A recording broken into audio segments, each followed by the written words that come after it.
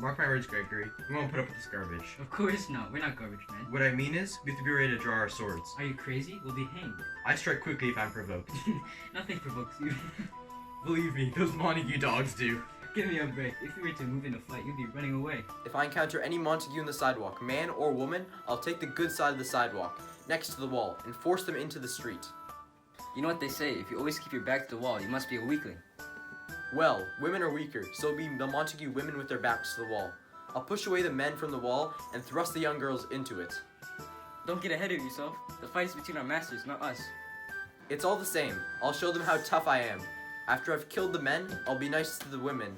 I'll cut off their heads. You cut off the heads of the maidens? Yeah, I'll take away their maiden heads. Take that in whatever way you want. The women will be the ones to take it. They'll feel me as long as I'm standing upright, and everyone knows I'm a handsome specimen. Oh, come on, you're like one of those cheap dried up fishes at the market. Draw your swords! Here comes those two Montagues! I've got my naked sword. Pick a fight with them, I'll back you up. Back me up how? Turn your back and run? Don't worry, I won't. Let's keep the law on our side. Let them start the fight. I'll make a face at them as they're walking by. They can take it how they like. No, I'll give them the middle finger. They'll be humiliated if they put up with that. Are you giving us the middle finger, sir? I am giving a finger, sir. But are you giving that finger to us, sir? Is the law on our side if I say yes? No. No, sir. I'm not giving you a finger, but I am holding up a finger. Are you picking a fight with us, sir? A fight, sir? No, sir.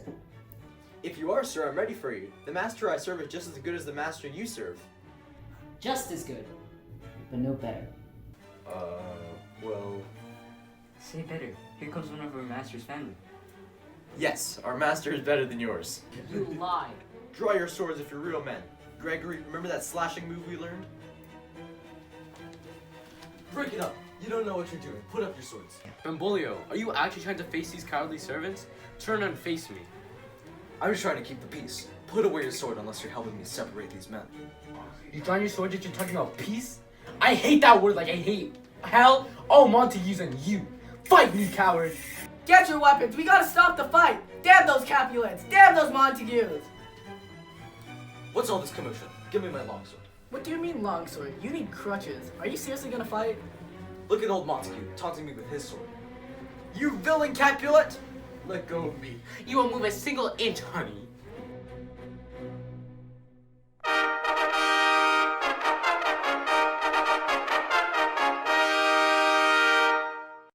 You rebellious idiots. Disturbing the peace and dishonoring your swords by using them against your neighbors. Are you listening to me? You men, you beasts, trying to drown your rage in each other's blood. I order you on the pain of torture to drop those weapons from your bloody hands and listen to the law.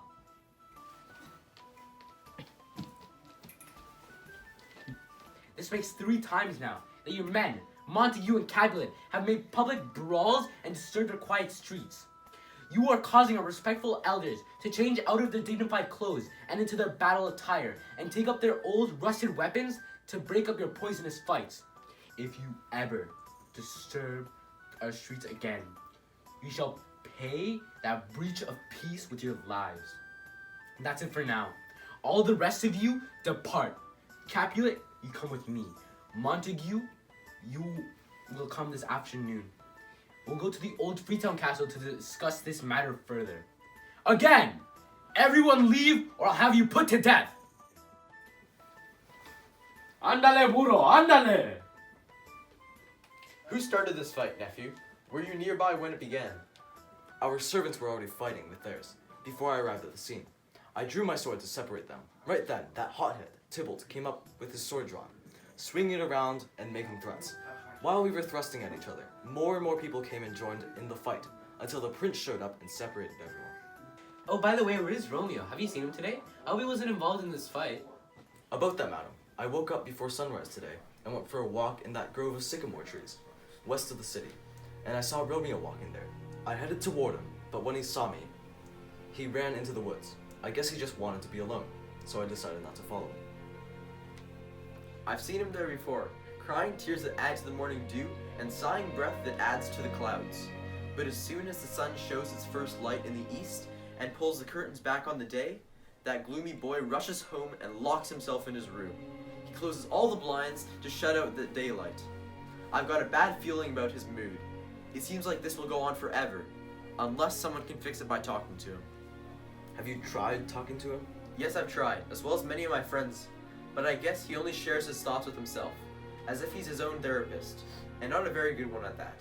Because he keeps his thoughts to himself, I can't pry to discover what's bothering him. As if he's a flower infected with a worm before it can bloom and show itself to the sun. If only I knew why he was so depressed, I'd happily help him.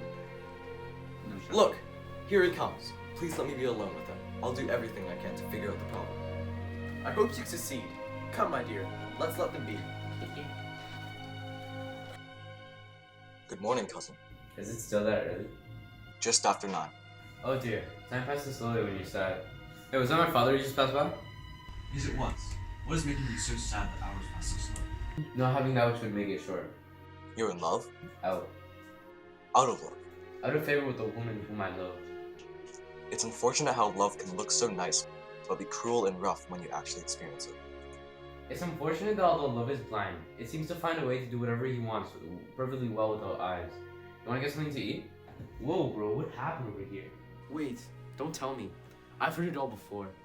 These people are just full of hate while I'm just full of love. Isn't life full of contradictions? Brawling love, loving hate, something from nothing, heavy lightness, serious silliness, chaos from organization, feathers of lead, bright smoke, cold fire, sick health, sleep that isn't restful. I have love, but I have none for this view. Isn't that laughable? No, cousin. It makes me cry. Oh, at what? How bad you feel? Why, that's the nature of love. I feel bad enough under the weight of my own grief without feeling responsible for yours too. This love you're showing me is just making me worse. Love is like smoke made of sighs. When it clears, you just see the fire in a lover's eyes. When it stirs up, then tears of love flow like the sea. What else is love? They say love is madness, a kind, sensible madness. Love is a bitter poison, while at the same time a life-sustaining food. Goodbye, cousin. Wait! I'll go with you. You can't just leave me like that. I've already gone. This isn't real me. I don't feel like Romeo. He's somewhere else. Well then, tell me who it is that you love. What, should I be sad and groan when I tell you? Grown? No. I'm just asking you to tell me. As sad as you like. Who is it? Look, you can ask a sick man to make out his will in sadness. In all seriousness, because it's important, but that's a poor choice of words to use with me, because my problem is sadness. Cousin, I'm telling you in sadness, in both its senses, that I love a woman. So I was right on target when I guessed you were in love. You're a good marksman, and the woman I love is fair and beautiful. As the saying goes, a fair mark is easiest to hit. You may have hit the mark on what's bothering me, but I'm not hitting the mark with her. She avoids Cupid's arrow like the goddess Diana. She's vowed to remain a virgin and is well armed to defend her chastity. She's unharmed by Cupid's weak, childish bow and arrows. She does not give in when I beseech her with romantic expressions, nor does she respond to my affectionate gazes. She won't have me, not even if I give her enough money to seduce a saint. On the one hand, right now she's rich in beauty, but she'll be poor in the future when those good genes die with her because she hasn't produced any offsprings. So she has sworn a vow of chastity before God? She has, but in saving her virginity, she's wasting her beauty by not passing it along to future generations. She's too beautiful and intelligent to earn her spiritual salvation by pledging herself to such an austere life and making me despair. She has sworn never to make love. That has made my life not worth living. If that's the case, then just stop thinking of her. Teach me how to forget her. By letting yourself check out other beautiful women. That would just cause me to compare her exquisite beauty to theirs. It's like seeing a mask on a pretty girl's face. Looking mask that gets to touch such a beautiful face. I just think that the beautiful skin hidden underneath, even a blind man will forget the beautiful sights he once saw. Show me an extremely beautiful woman, and she will just remind me of my beloved, who's even more beautiful. Farewell, you cannot teach me to forget her. I'll teach you to forget, my dear friend. That's a promise.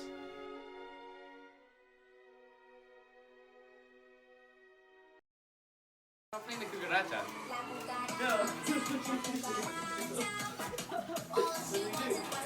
You don't smell very good at it.